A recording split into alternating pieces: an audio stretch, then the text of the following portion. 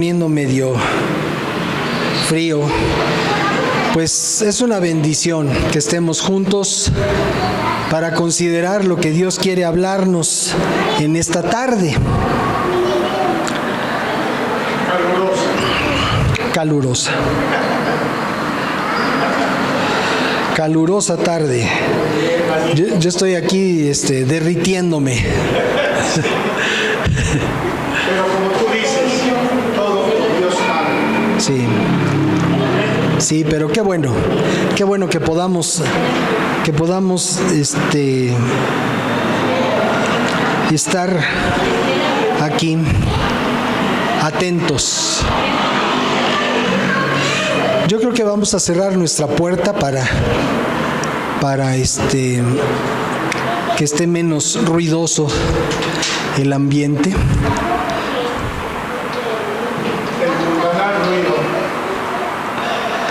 Ok, muy bien. Es un párrafo que todos conocemos, Juan 3:16. ¿Lo podemos ver, por favor? Juan capítulo 3, verso 16.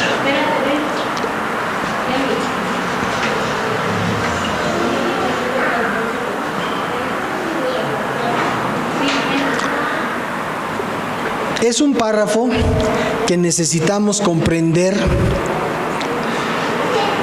y hacerlo nuestro cada vez que lo recordemos y cada vez que lo podamos leer. Dice la versión esta que tenemos aquí en nuestro proyector. Dice: porque de tal manera amó Dios al mundo que ha dado a su Hijo unigénito, para que todo aquel que en Él cree no se pierda, mas tenga vida eterna. De tal manera amó Dios al mundo,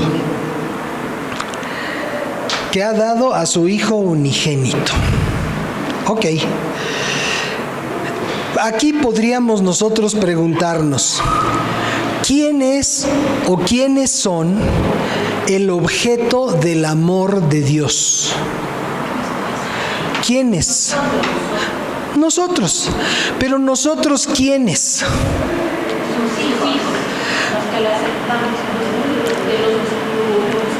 Los que le aceptamos. Pero fíjense que así no dice la Escritura.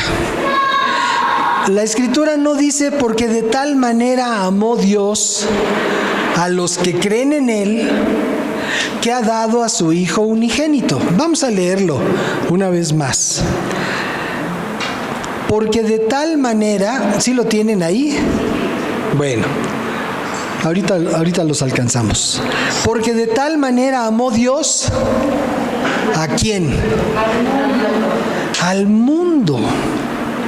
Entonces el amor de Dios no es exclusivo para nosotros, los que creemos. El amor de Dios es para todo el mundo. Amén. Porque Dios es un Dios justo. Bueno, esto de un Dios, así como que me rechina un poco, porque no es un Dios, es Dios. Y Dios es justo.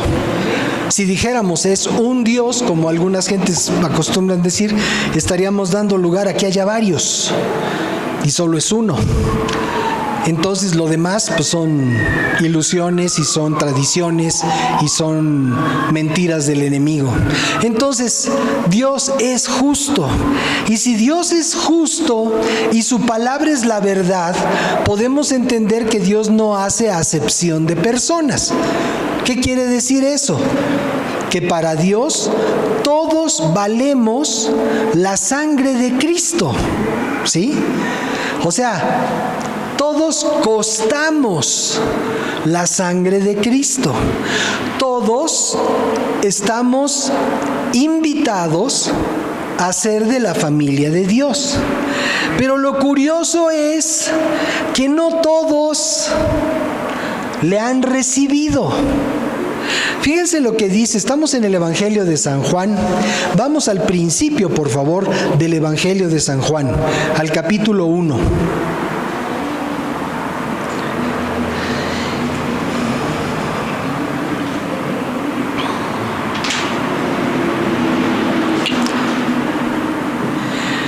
En el capítulo 1 del Evangelio de San Juan,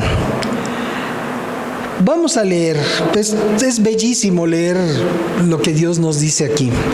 Dice, en el principio era el Verbo, ¿sí? Y el Verbo era con Dios.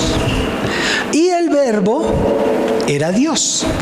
En otras versiones actualizadas de la palabra de Dios, la palabra que se usa aquí como verbo se traduce como palabra.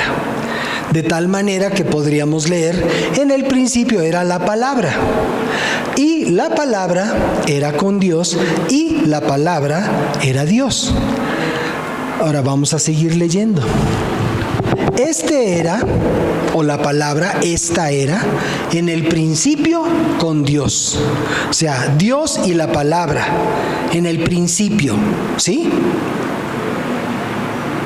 Presentes en el principio, Dios y su palabra. Continuamos, por favor.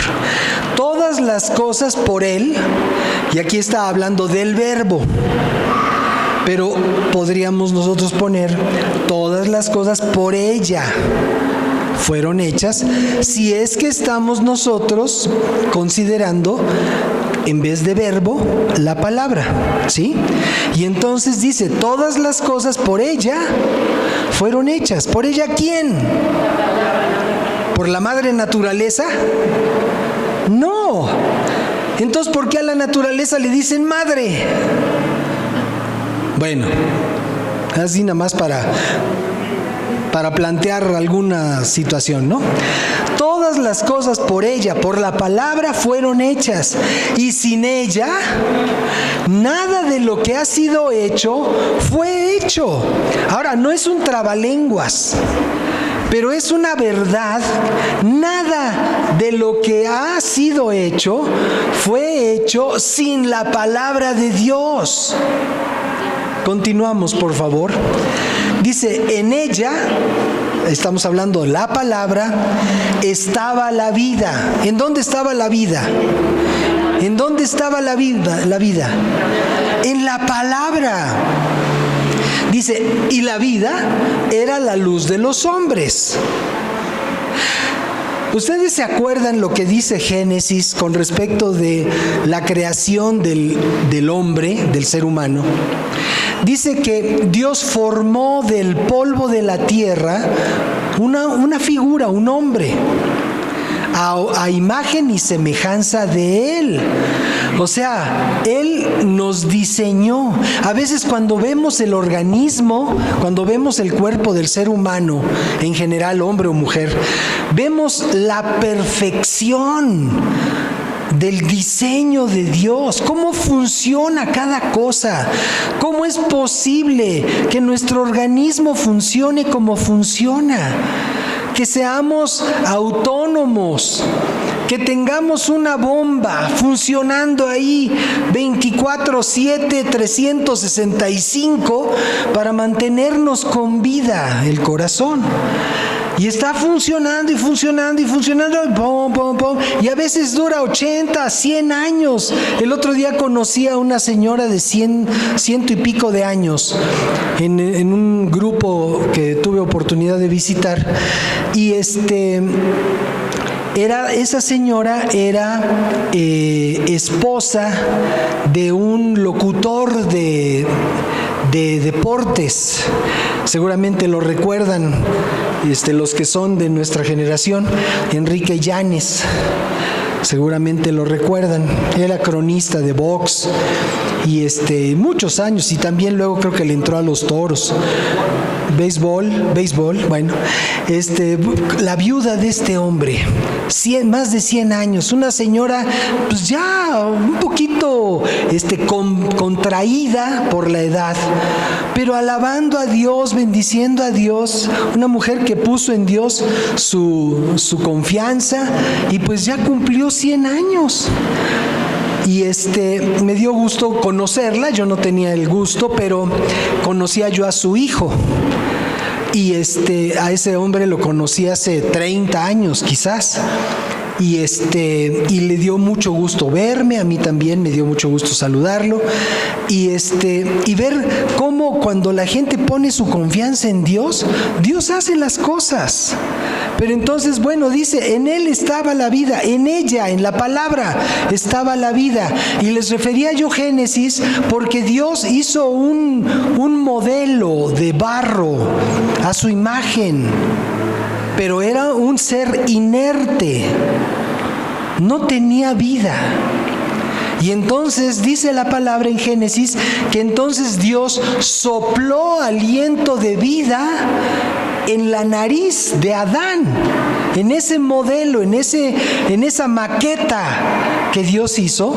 Dios sopló aliento de vida y a partir de ese momento fue el hombre un ser viviente. Antes era un muñeco de barro y de ahí recibió el aliento de vida y a partir de ese momento empezó a ser un ser viviente.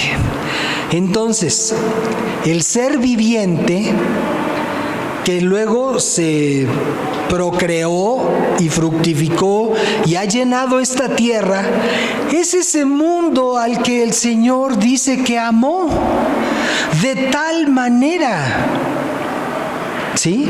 De tal manera amó Dios al mundo. Por ahí empezamos.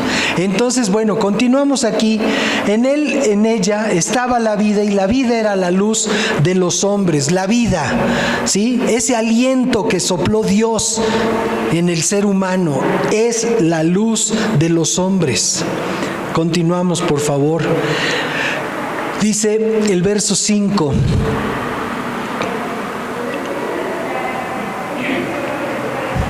La luz en las tinieblas, ¿qué hace? Resplandece. La luz en las tinieblas resplandece. Cuando el ser humano estaba en su condición de muñeco de barro, no tenía nada de vida en él. Tenía la semejanza, pero no tenía la vida. Y fue hasta que Dios invirtió, hasta que Dios sopló de su propio aliento hacia el interior de esa maqueta, de ese ser humano de barro, bueno, de ese ser de barro, porque no era humano. En ese momento surgió la vida. Y dice que la luz en las tinieblas resplandece. Y por eso es que las tinieblas no nos pueden retener. Las tinieblas no pueden retener nuestra vida. Y a veces estamos rodeados de tinieblas. Muchas veces porque nosotros mismos las buscamos.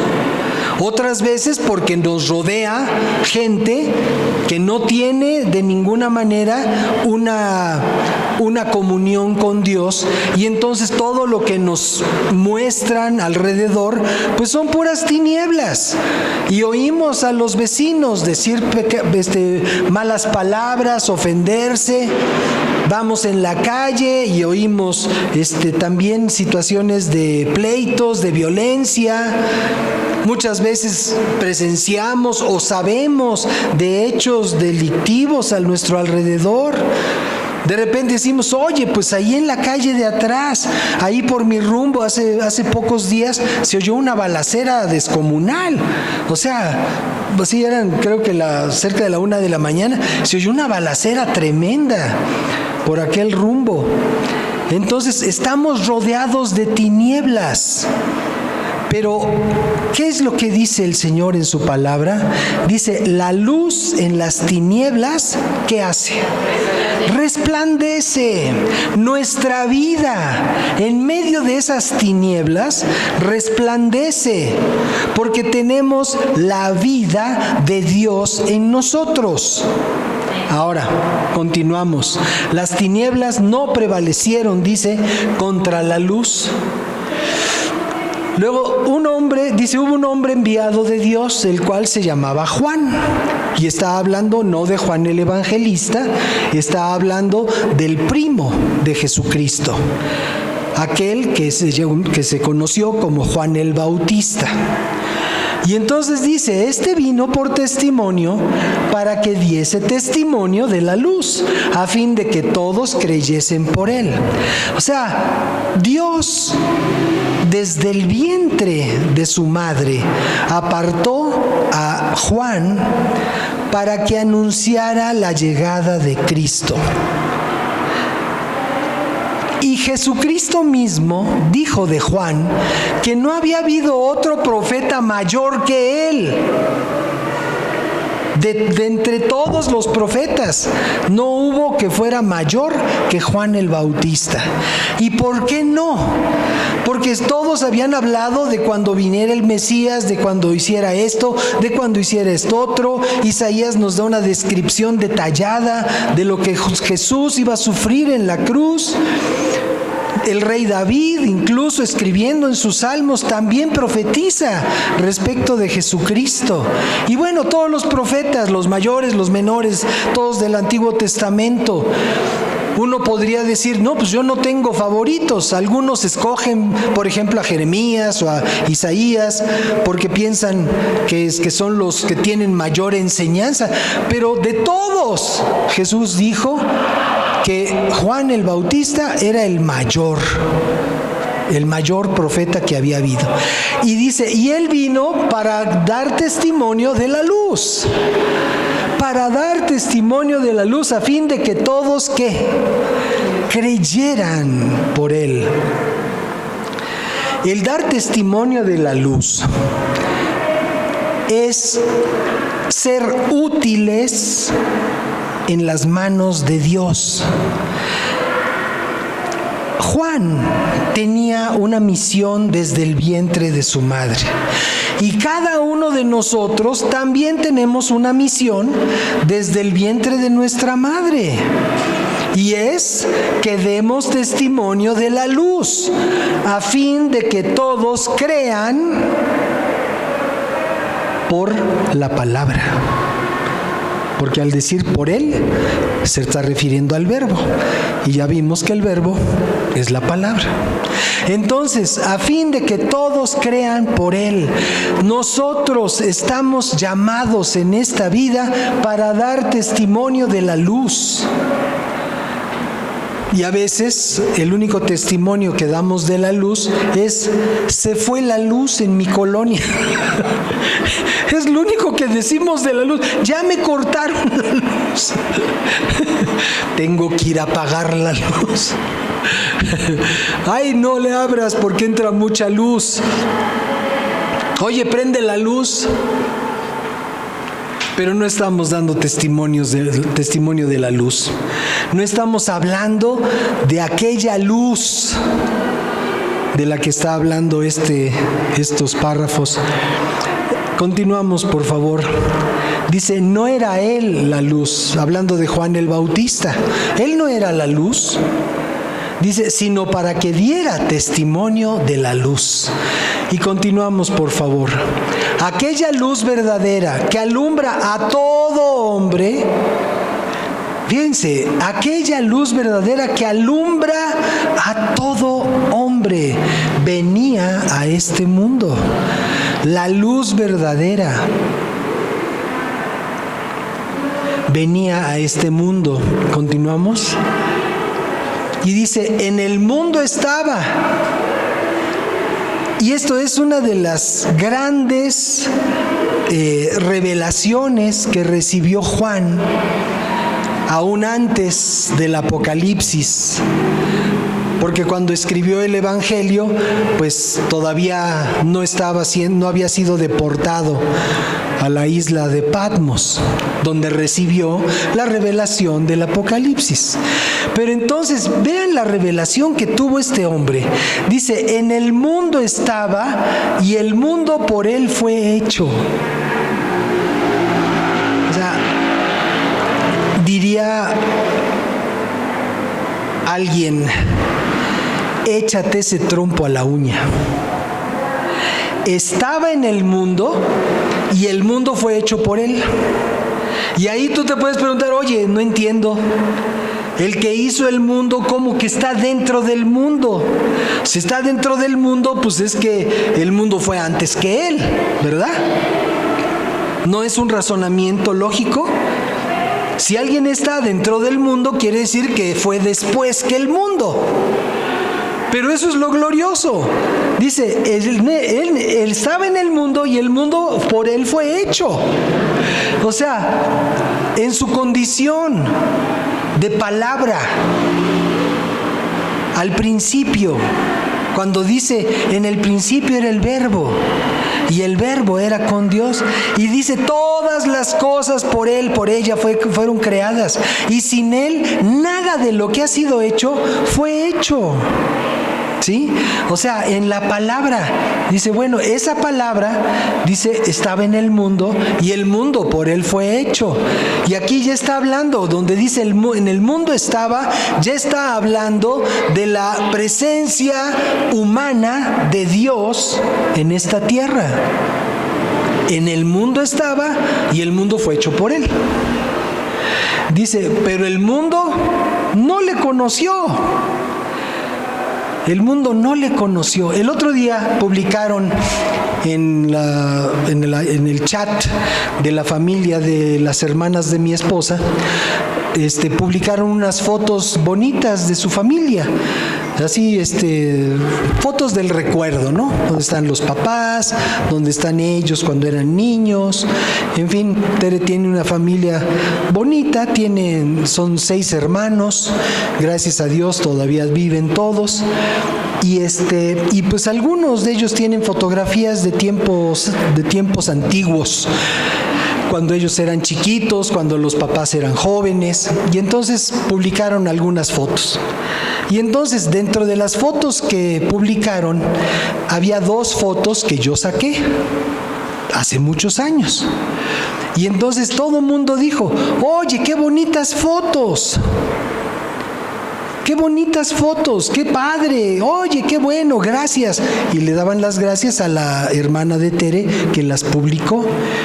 Y entonces, nada más por no quedarme callado, les dije, ¿y quién habrá tomado esas fotos tan bonitas? O sea, en el mundo estaba y el mundo por Él fue hecho, y dice, pero el mundo no le conoció. Es como si Dios nos preguntara en esa equivalencia, bueno, ¿y quién habrá hecho este mundo que tan bonito le quedó? ¿No? Porque el mundo no le conoció. Pero ya leímos al principio que de tal manera amó Dios, ¿a quién? Al mundo, pero el mundo no le conoció. Es el mismo sujeto del amor de Dios, el que no le conoce. Y entonces, continuamos por favor. A lo suyo vino, y los suyos no le recibieron. ¿Cómo dice aquí? A lo suyo. ¿Qué es lo suyo? El mundo, su creación. Él hizo este mundo. Es como un arquitecto que construye una casa, ¿no? Pues su casa. Si es que no la hizo para venderla o no fue por encargo, ¿no?